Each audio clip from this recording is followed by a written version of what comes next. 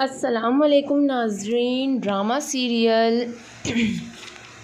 Serial मेरे ही रहना की अब जो किस्त आने वाली है वो तो बेइंतहा ज़बरदस्त होगी, क्योंकि अब जो कहानी ने रुख मोड़ा है उसमें अब ये होने वाला है। मैं इतना खुशकिस्मत हूँ जो सिर्फ़ मेरा ही नहीं बल्कि मेरी फैमिली का भी ख्याल रखती हो। और रूही क्यों ना रखे, क्योंकि रूही असद की हर बात मानती है, असद को बहुत इज़्ज़त देती है और उसके घर में जो भी हो रहा है उसके साथ उसके बावजूद भी रूही असद से प्यार करती है। वहाँ रूही बीना से कहती है तुम्हारा बीपी कैसे शूट हो गया था, तुम मेडिसिन नहीं खा रही थी। वहाँ बीना उसे बताती है कि मैं मेडिसिन खा रही थी, लेकिन अम्मी रूही सुनकर हैरत में आ जाती है और कहती है जो भी बात है मुझे सच सच बताओ। अम्मी को उमर वाली सारी बातें पता चल गई है। वहाँ रूही बीना को दिलासा देती है। रूही सारी हकीकत अपने कानों से सुन लेती है। अन्नू और उसकी माँ तो जैसे बीना के पीछे हाथ धोकर पड़ ही गई हैं। रूही को बहुत बड़ा धचका लगता है ये देखकर। वहाँ दूसरी तरफ असद रूही को उसके वालिद की कब्र पर ले जाता है और कहता है इंसान से अगर कोई गलती हो जाए तो क्या करना चाहिए। असद बहुत प्यार से उसे जवाब देता है अपनी गलती को सुधार लेना चाहिए। बीना की सास आ जाती है खाना लेकर और कहती है खाओ। फिर क्या सोचा तुमने, बीना की सास बीना से ये कहती है। अब ये दोनों बातें ही कर रही होती हैं तो रूही आ जाती है। रूही बीना से कहती है तुम टेंशन नहीं लो, कुछ नहीं होगा।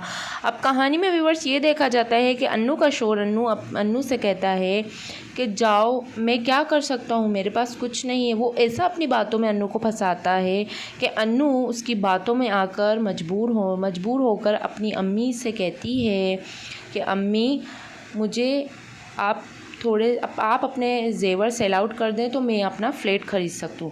अभी ये ज़्यादा दिन नहीं गुजरे थे तो थोड़े दिनों में ये होने वाला था। अब व्यूअर्स कहानी जो इतनी ज़बरदस्त इंटरेस्टिंग होने वाली है। वहाँ रूही अन्नू और उसकी माँ से सारी बातें सुन लेती है। अन्नू अपनी माँ से कहती है ये तो बहुत हल्के ज़ेवरात है। और वहाँ ये देखा जा सकता है व्यूअर्स कि अन्नू की माँ अन्नू से कहती है कहाँ है मेरे पास हेवी ज़ेवरात। अन्नू को लगता है कि मेरी अम्मी मुझसे झूठ बोल रही हैं। और उसी वक्त अन्नू को उनके घर की नौकरानी उसकी माँ के कमरे में जाते देख लेती है। फिर ये बात वो रूही को बता देती है कि अन्नू बाजी बेगम साहिबा के कमरे में गई थी, भारी भारी ज़ेवरात अलग कर रही थी। ये बात रूही सुनकर काफ़ी खुश होती है, क्योंकि वो ये सोच रही थी कि आज दोनों बहनों को हमें अलग करने वाले, अब दोनों खुद ही लड़ेंगी।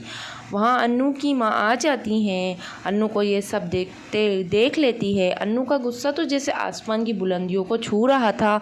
अन्नू अपनी माँ से कहती है कि अगर आपको ये नहीं देने थे तो मुझे साफ साफ मना कर देती। अन्नू अपनी माँ से कहती है मुझसे बात मत करें।